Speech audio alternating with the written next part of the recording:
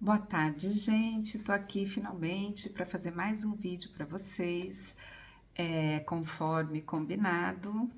E deixa o seu like. Eu sempre falo isso no final, porque agora eu esqueço de comentar essas questões de like, de compartilhamento, mas já deixa o seu like se você chegou aí, porque provavelmente ou você é meu amigo ou você gosta do canal, né? Porque um canal que é assim meio devagar, quase parando, né? Eu não sei para onde eu vou olhar, então eu vou olhar para qualquer lugar, tá, gente? Porque eu coloquei numa posição aqui um pouquinho diferente. Eu tenho dificuldade de olhar para o lugar certo que você tem que olhar. Acho que é para cá. Acho que é pra cá, mas aí me dá agonia, porque eu preciso me ver falando com vocês. Enfim, vamos lá, né? Onde paramos, né? Estávamos no final do livro 2 da biografia de Dostoiévski e a caminho de os anos de libertação. Só que no meio desse caminho tem algumas pedras preciosas, né? Que são alguns livros que Dostoiévski escreveu antes de ser preso, de ir para a catorga. E eu falei com vocês que deu uma acumulada, porque são vários, tá, gente? Menos os contos reunidos, porque daí abarca toda a carreira dele, diários do escritor, todos os textos jornalísticos já da década de 60, né? Então, assim, eu vou ler os que foram escritos antes da prisão de Dostoiévski, que são as chamadas obras da juventude do nosso gênio, né? Então, o que eu consegui ler, e eu meio que imaginei, e até foi bom, eu ia ler Noites Brancas, mas acabou não dando tempo, sabe-se lá por quê. Mas eu acabei lendo essa pequena pérola aqui, Crônicas de Petersburgo. Fininho, como eu disse.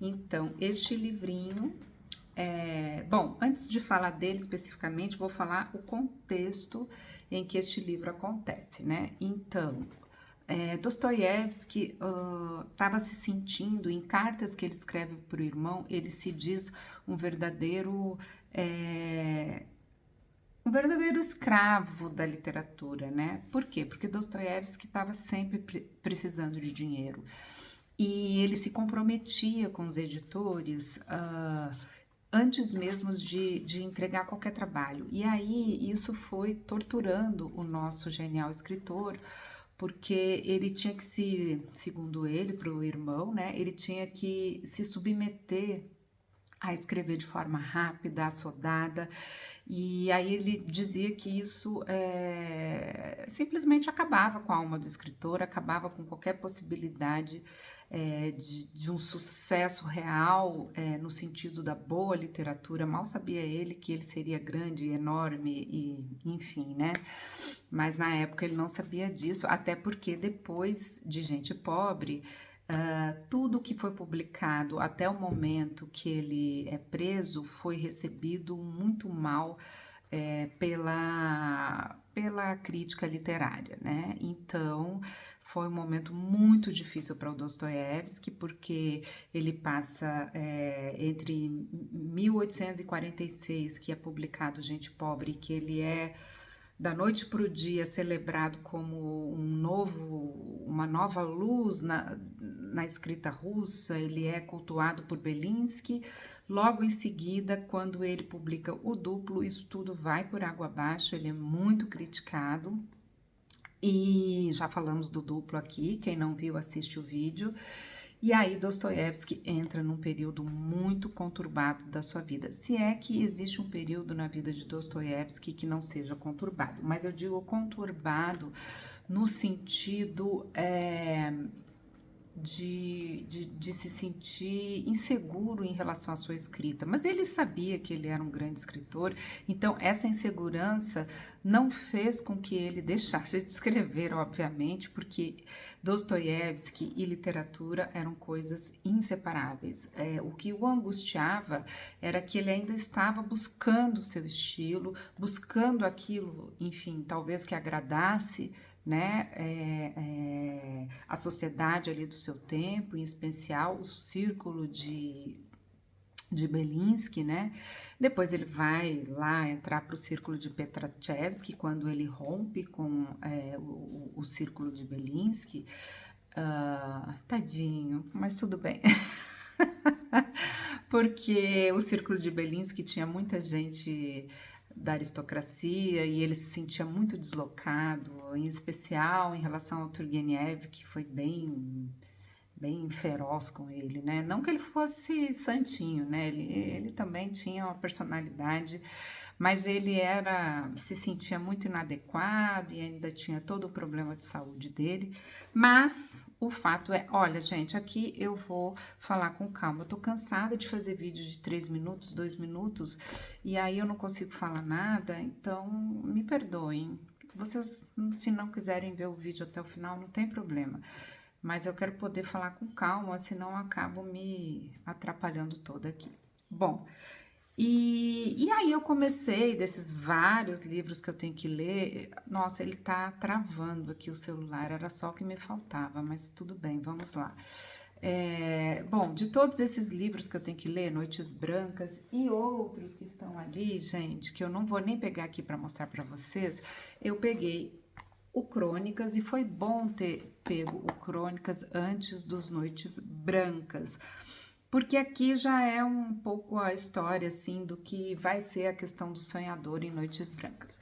Bom, ele estava totalmente sem dinheiro e aí ele se compromete, enfim, antes de escrever para esse jornal, que eu vou ter que ver o nome aqui, que eu não consigo decorar tudo, tá, gente? Então eu tenho que olhar, e é claro que eu não vou achar, né?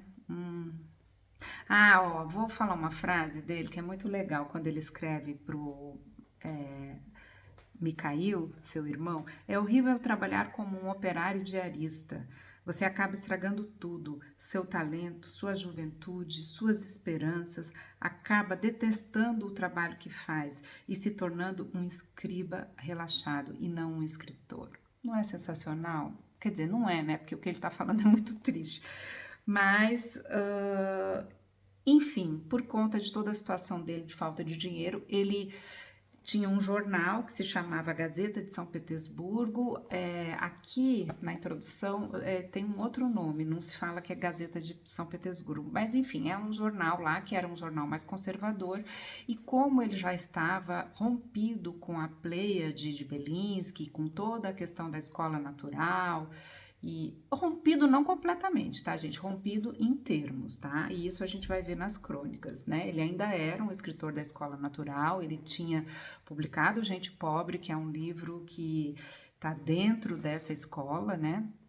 Mas o cronista, digamos assim, que escrevia para esse jornal morreu, e aí foram convidados Dostoiévski e o nosso querido e famoso Plecheyev para escrever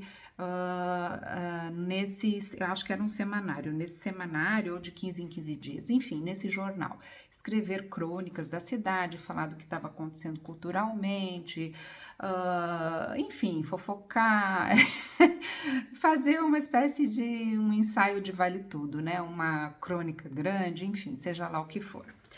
E aí Dostoiévski assume esse cargo porque ele precisava do dinheiro desesperadamente, não era algo que ele queria, e aí nós temos essa pequena joinha aqui. Bom, o primeiro esse Crônicas de Petersburgo é dividido em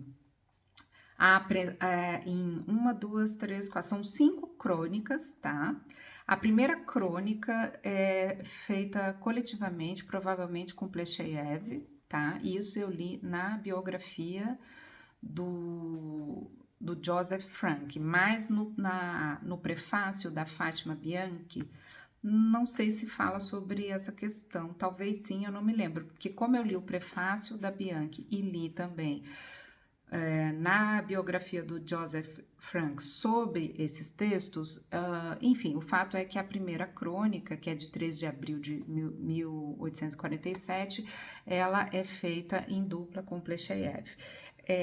E ali você nota que há uma diferença, de fato, do estilo de escrita das outras.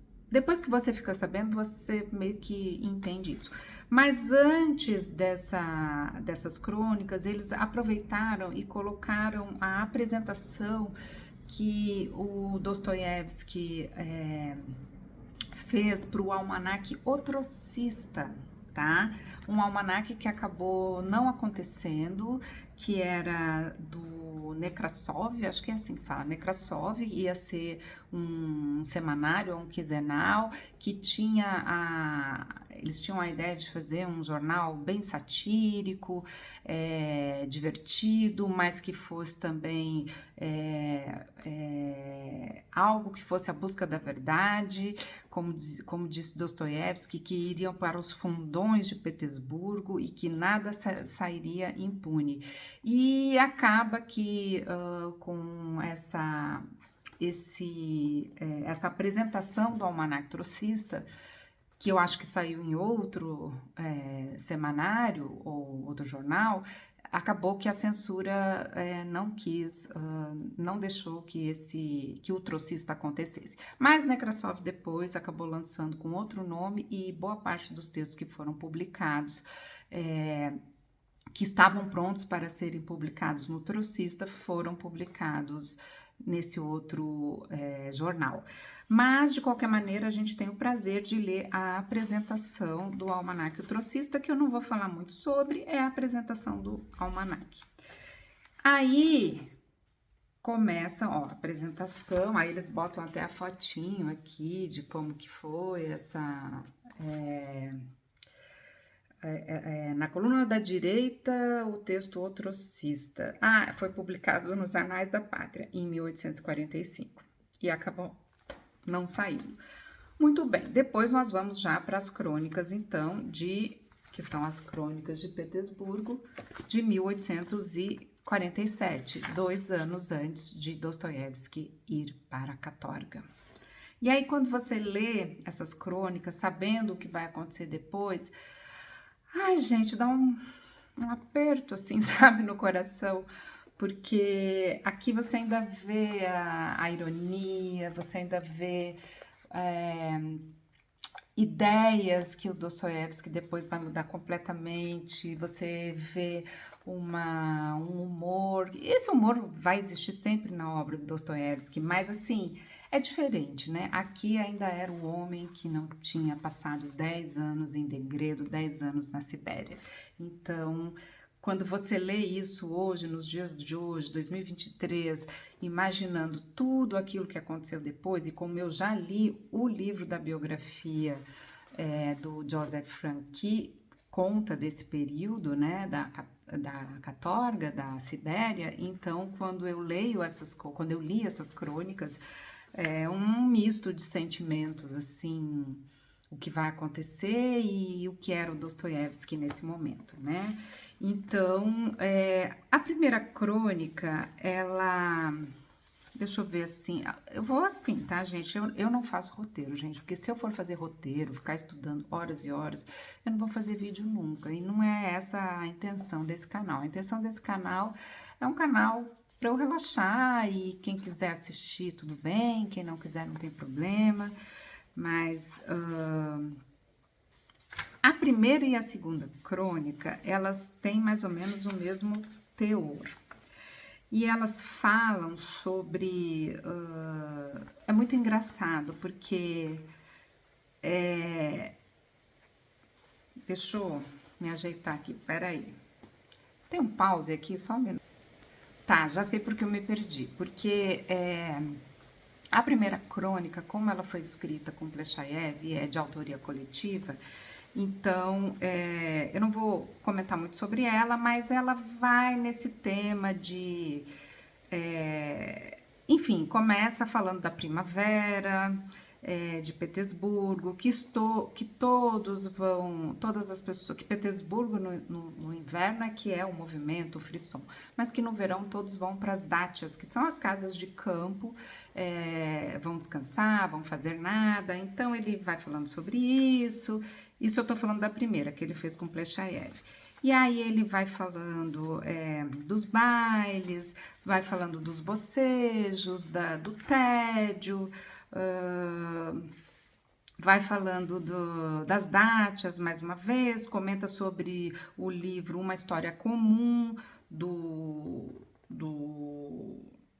ai, gente, Uma História Comum, do Goncharov.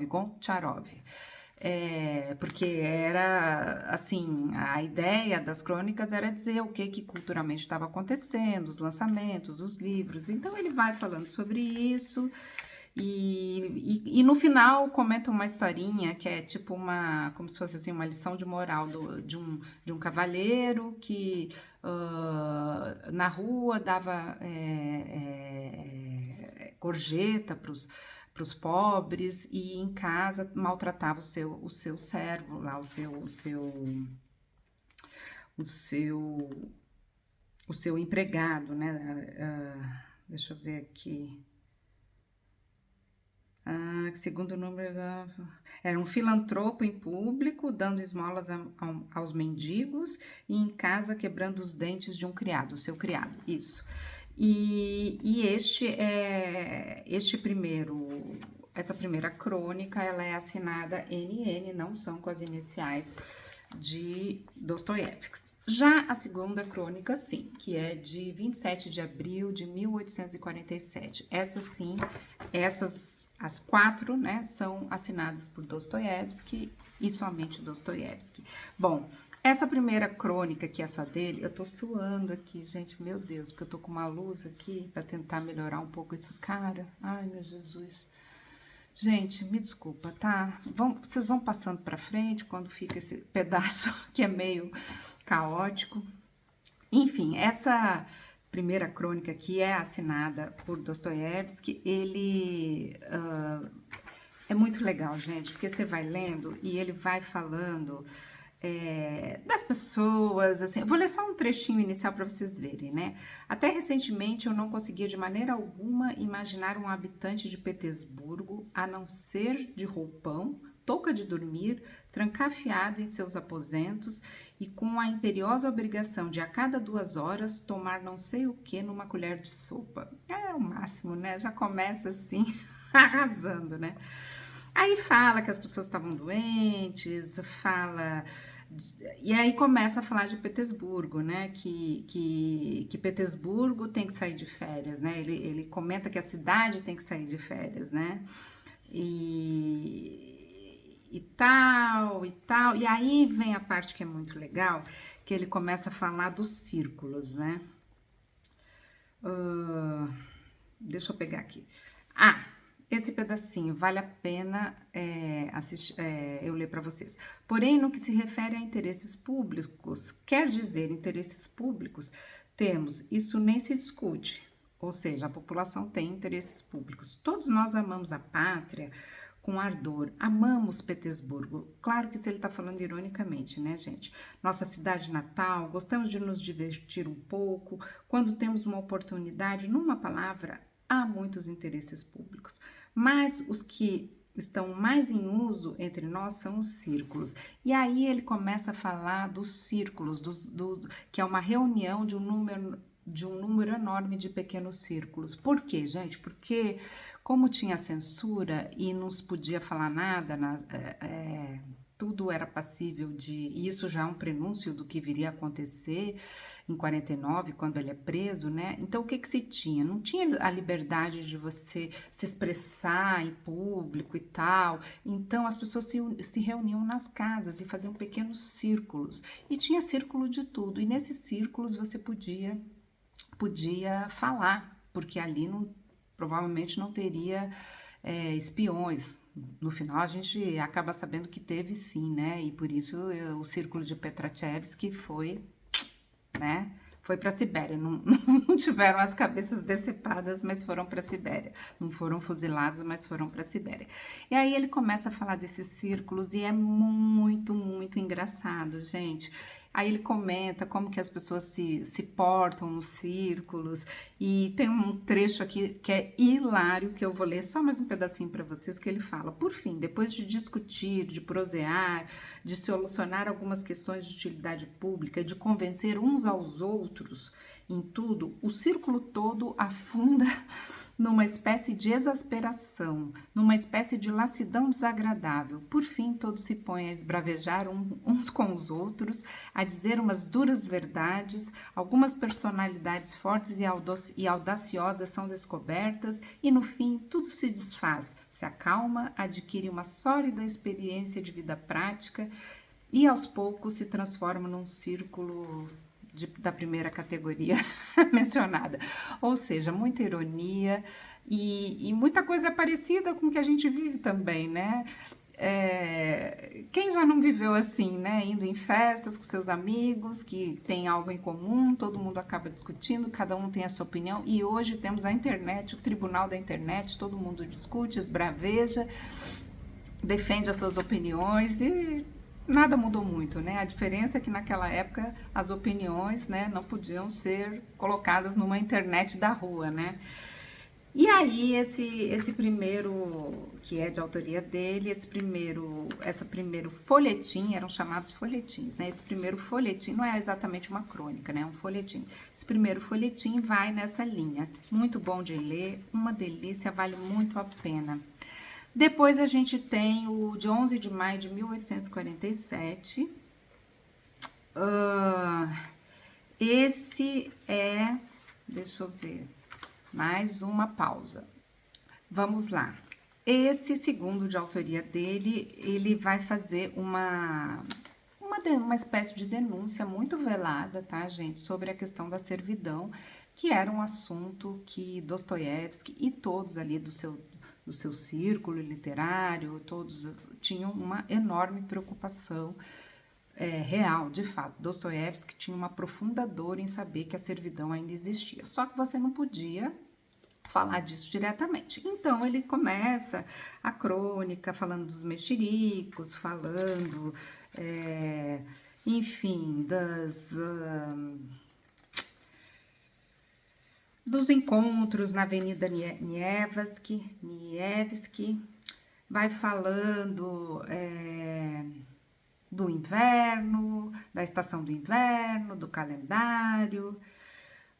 E aí ele chega no homem pobre, né? E vai falando da pobreza. E aí ele diz assim, mas a propósito, sobre o homem pobre, parece-nos que de todas as formas de pobreza possíveis, a pobreza mais repugnante, mais abominável, ignóbil, vil e suja é a das altas rodas. Olha que ousado, né? Embora seja muito rara essa pobreza que dilapidou até o último copeque, mas que por obrigação se desloca em carruagens, respinga lama nos transeuntes que ganham o pão de cada dia com o suor do rosto e um trabalho honrado, e apesar dos pesares, possui serviçais de gravata branca e luvas brancas. E aí ele fala dessa aristocracia que não tá nem aí para nada, fala do bocejo, das gripes, das hemorroidas. É muito bom, gente, é assim, glorioso ler isso. Enfim, eu recomendo muito. Fala do jardim de verão, que as pessoas vão e tal. E aí vai, fala de novo dos círculos. E aí até que ele chega no determinado. Fala dos bailes, né? Do bocejo, dos bocejos que as pessoas têm quando estão assistindo às óperas italianas. Como se fosse uma obrigação, né? E que nada pudesse ser falado de mal sobre isso, né? Vai, até que ele chega e fala o seguinte: nananá, nananana, como no baile de Berlioz na casa dos Capuletos. Aqui ele tá falando do Berlioz, que fez um concerto em Petersburgo em 47, de uma sinfonia de Romeu e Julieta, né? E aí ele coloca assim: a dúvida e um sentimento de angústia lhe corrói e dilaceram o coração. Ele tá falando de alguém de Petersburgo, alguma pessoa ali comum, lhe dilaceram como a angústia contida no longo refrão da tristonha canção russa que soa como um tom familiar e apelativo. Ele tá falando, ele coloca um personagem aqui, né? Um personagem qualquer no meio, para vocês verem como Dostoiévski é incrível. É um folhetim, mas tem de tudo, mistura-se tudo aqui. É, a coisa cultural, a reflexão, o tom ensaístico. E aí ele está falando de um senhor, né, que é fruto dessa sociedade ali, e aí quando ele chega nessa parte da canção russa, ele faz a sua crítica indiretamente à questão da servidão. E aí ele coloca um pedaço de um poema no texto, né, no folhetim, que é muito bonito, eu vou ler para vocês. Ouça, ressoam outros sons, de uma folia melancólica e desesperada. Será um bandoleiro cantando uma canção ou uma donzela chorando na triste despedida? Não, são os ceifeiros retornando de sua jornada. Quem então lhes compôs essa canção? Como quem? Olha em volta as florestas e as estepes de Saratov. Lindo, né, gente? Então, ele indiretamente vai fazendo a sua crítica, né, à questão da servidão e termina falando de uma festa popular russa que acaba sendo uma coisa engraçada, debochada, e assim termina a segunda crônica. A terceira crônica é incrível, gente, é assim maravilhosa. Ela vai falar especificamente da cidade de Petersburgo.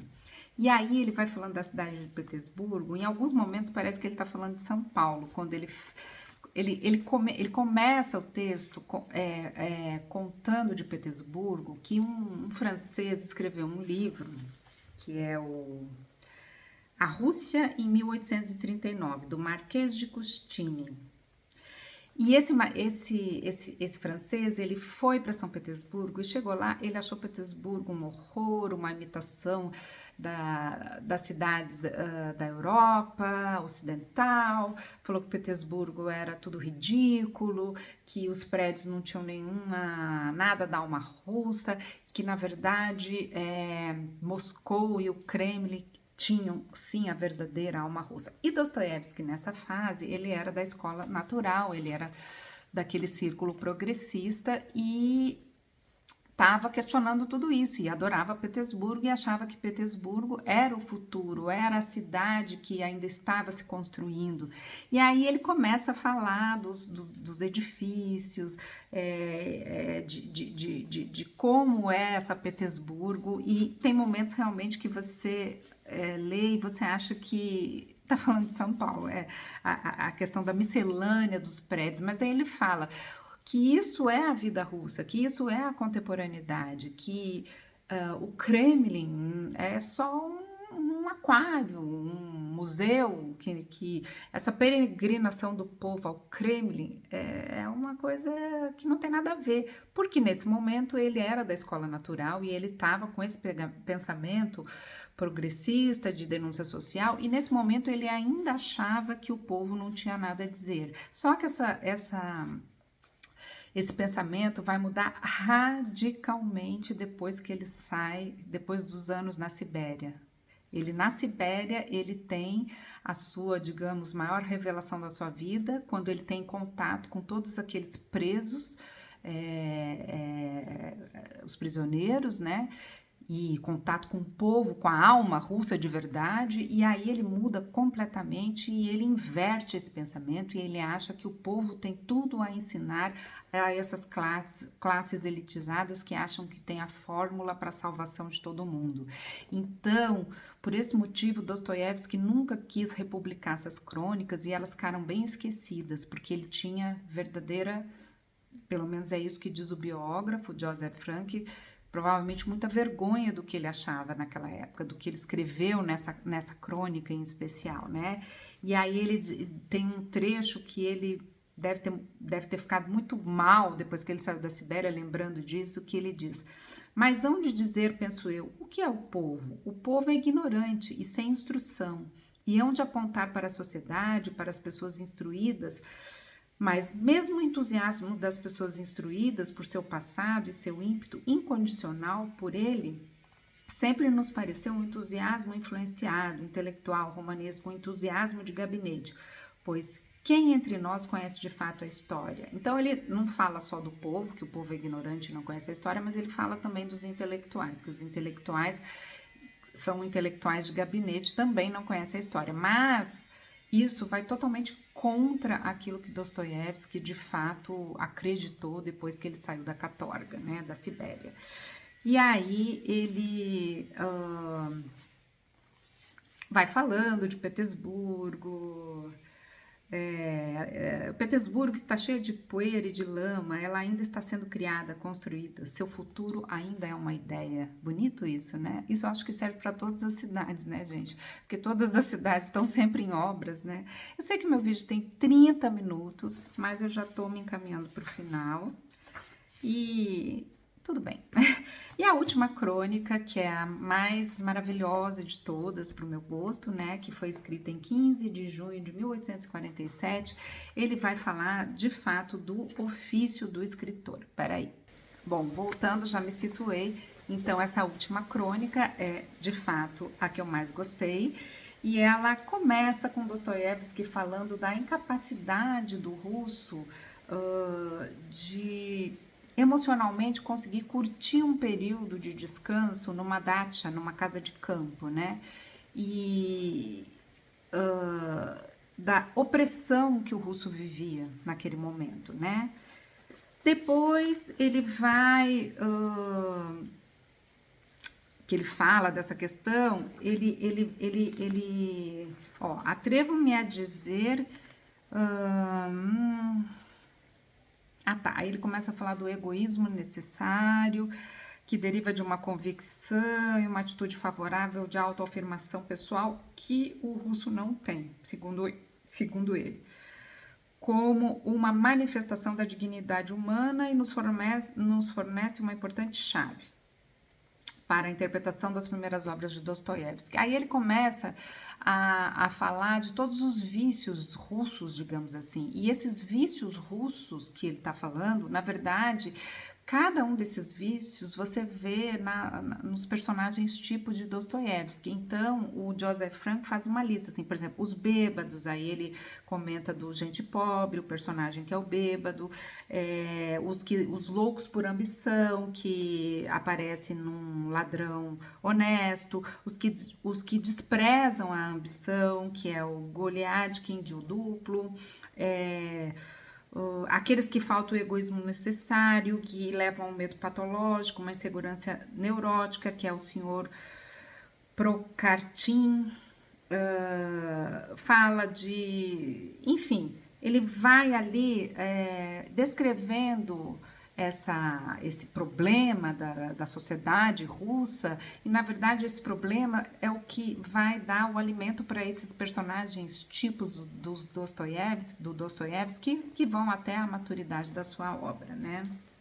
Então, é uma preciosidade, na verdade, isso aqui, né, gente? Porque ele vai mostrando, e aí ele chega na parte final desse folhetim, falando sobre a questão do sonhador, que é a questão muito importante na obra do Dostoiévski e de toda essa contraposição entre romantismo e escola natural, ensaio filosófico, ensaio fisiológico, progressismo, ateísmo, em contraponto com o romantismo de Pushkin. Então ele vai... Dostoiévski está no meio disso, ele não consegue se decidir exatamente o que ele é, e aí ele escreve assim, assado, e ele não consegue se desprender totalmente da ideia romântica, do que aqui eles chamam de o sonhador, né? Só que daí ele coloca aqui no folhetim exatamente como se sente um sonhador, e aí ele vai descrevendo o quanto o sonhador vai se desvinculando da realidade, o quanto o sonhador vai se desprendendo daquilo que é o real. E então eu vou ler uma partezinha aqui já para terminar, né? Aí ele diz assim, né? O cultivo, o escritor sonhador, né? O cultivo desses deleites aumenta a incapacidade de tolerar a realidade. E aí ele bota entre aspas, os momentos de abstemia são terríveis e o sonhador aliena-se inteiramente da vida real, com suas exigências e ansiedades.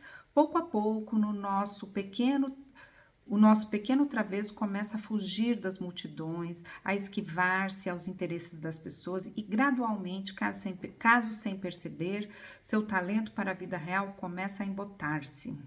Finalmente, em seu delírio, perde completamente o senso moral que confere a um homem a capacidade de apreciar toda a beleza da realidade. E aí no fim ele fala, não seremos nós todos mais ou menos sonhadores? Ai, gente, aí o texto é lindo, lindo, lindo mesmo. E vale muito a pena ler. É uma joia. Então, é um livrinho fino, mas que diz muito sobre o momento que o Dostoiévski estava passando, sobre o futuro e quem vai ser Dostoiévski, e até um certo tipo de prenúncio quando ele fala dos círculos já de forma pejorativa e cansado de tudo aquilo, e aí ele acaba se envolvendo com um círculo que não era exatamente literário, e sim o círculo de Petrachevsky, que era um círculo político, e deu no que deu.